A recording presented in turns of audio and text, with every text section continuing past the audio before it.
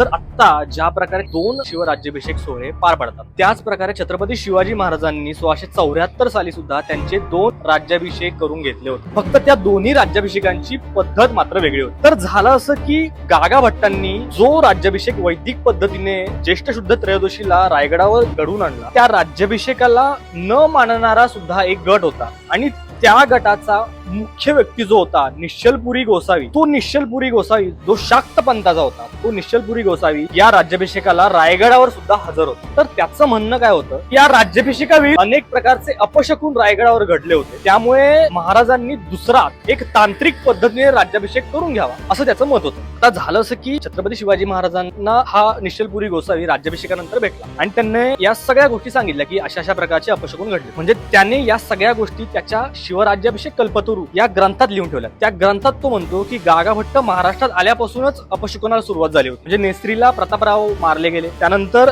राज्याभिषेकाच्या आधी महाराजांची एक पत्नी काशीबाई तिचं निधन झालं, त्यानंतर राज्याभिषेकाच्या वेळी सुद्धा अनेक प्रकारचे छोटे मोठे अपशकुन घडले. या सगळ्या गोष्टी त्याने महाराजांना सांगितल्या आणि यानंतर या निश्चलपुरी गोसावीने एक भाकीत केलं की 12व्या दिवशी, 22व्या दिवशी, 55व्या दिवशी आणि 65व्या दिवशी राज्याभिषेकानंतरच्या या सगळ्या दिवशी काही ना काहीतरी अघटित घडेल, काहीतरी वाईट घडेल. आणि त्यानंतर योगायोगाने 13व्याच दिवशी माँसाहेब जिजाऊंचं निधन झालं. यानंतर प्रतापगडावर एक पागा होती घोड्याची, ती पागा जळाली. त्या अपघातात अनेक घोडे जळाले, एक हत्ती मारला गेला. शिवाय त्यानंतर अनाजी पंतांची एक मोहीम होती, ती मोहीम सुद्धा अपयशी ठरली. म्हणजे या सगळ्या गोष्टीमुळे रायगडावरचं जे वातावरण होतं ते वातावरण गढूळ झालं. अपशकुनाची सावली या राज्याभिषेकावर होती की काय असं काही जणांना वाटू लागलं. त्यामुळे या सगळ्यांचं मन राखण्यासाठी आणि हा निश्चलपुरी गोसावी ज्या गटाचा होता, ज्या गटाला पुराणोक्त पद्धतीने सुद्धा राज्याभिषेक व्हावा असं वाटत होतं, त्या गटाचं किंवा त्या निश्चलपुरी गोसावीचं मन राखण्यासाठी महाराजांनी हा तांत्रिक राज्याभिषेक करून घेतला. सर्वात महत्वाचं म्हणजे या तांत्रिक राज्याभिषेकाला